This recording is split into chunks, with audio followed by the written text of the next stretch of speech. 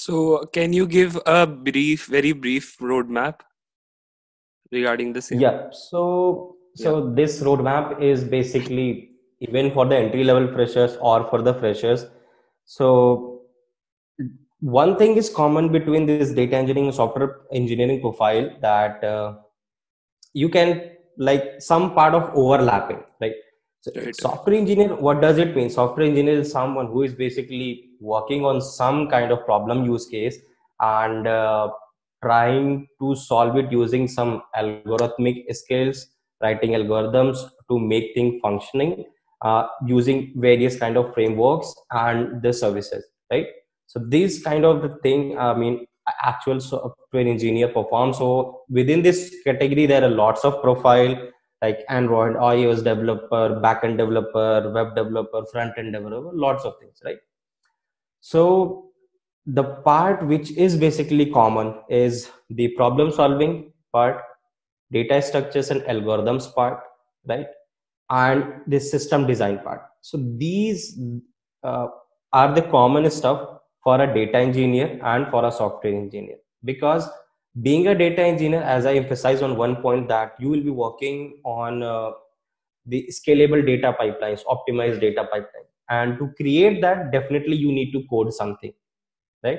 And obviously, to code, we all know the basic building blocks are the data structures and algorithms. So that's why you have to be good with the algorithmic and knowledge and the data structures part. So this is the first step. This is the base. Every, like, whether you are a fresher or a candidate who's having 2 3 4 years, and if you are targeting these good companies, then definitely you have to be good with DSA. You cannot ignore it at all. That like, what is the need of DSA in the data domain field? It is not like that. The second part is basically your basics about the big data and data warehousing. So obviously, we, in this domain, we will be dealing with the data. We will be working on the data, right? The huge volume of data which will be rapid, right? There will be batch data and real time data. So you need to understand it. What big data is, what is distributed computation, what is distributed storage, and to basically provide these functionalities of distributed computation and storage, what are popular frameworks are there, like Apache Hadoop, Apache Spark, right?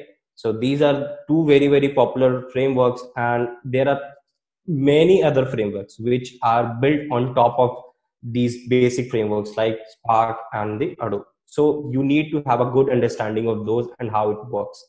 And the third part is basically SQL, right? You have to be good with the data exploration part. So being a data engineer, let's say a team comes up to you and, hey Shashank, can you ingest this uh, data set into our data lake, and these are the business logics which you need to perform on the fly to create a dedicated output or according to their need, right? So you will be the one who will be doing all these things. And then let's say you have done that transform data in any downstream system, like it could be any database, NoSQL, MySQL.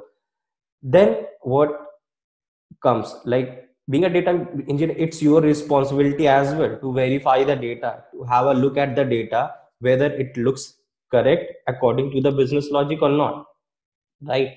Even it makes our life easy. Let's say there are some random requirements, there are something, then definitely you will be checking it into the databases. That means you need to know how to explore the data using those like SQL queries, right?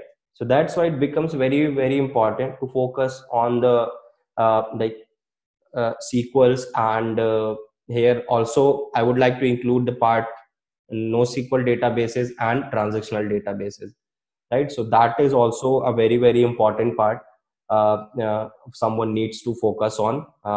You should have you should basically know about some popular transactional databases like MySQL, Postgre, and then NoSQL databases like Cassandra, MongoDB, AWS Dynamo, right? So these kind of things, gain a good expertise on it, explore it.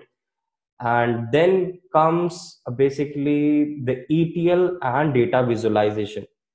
So I'm telling this complete roadmap because this will add some plus, like the ETL part and the data warehouse part, I won't say it's a must to have for anyone, because when you will be writing or creating those data pipelines, that's itself a ETL process. But and how a data engineer is doing it, that guy is basically coding everything.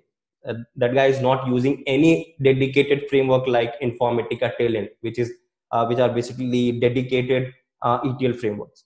So that's the thing. That's why I'm saying it's a good to have a skill, because it will add some plus in your profile if you know how like ETL works and what are some popular frameworks on it. So because sometimes what happens in different companies, roles and responsibilities may differ for you. Even let's say they, in some projects they are not only writing the codes, they are not only using Spark, probably they are using, let's say, any dedicated ETL framework to perform some sort of ETLs. So in that case, you should also know about it, how these frameworks are working, and then basics of data warehousing like star schema, Snowflake schema, dimensions, how you will basically design data warehouse for any particular problem use case. And then the last and very, I mean, important thing for experienced candidates, I would say it's a must to have for freshers, the cloud services. So, and being a fresher, and you can explore it, how, like, what all different cloud services are available in the market, which are being used to solve the big data problems. Let's say ETL service like AWS Glue, and serverless kind of services like AWS Lambda, and distributed storage kind of thing like AWS S3. So you can explore it, and obviously for the experienced candidates, they would have some kind of industrial experience, and they probably would have used these kind of services in their past projects. So this is like a very high level overview of the roadmap, and if somebody is going through with it, then definitely he can enhance their skill sets for this data engineering. All right. That's great to know the whole brief roadmap, and I hope everyone who wants to become a data engineer at a good company would follow all the steps that you have provided or told.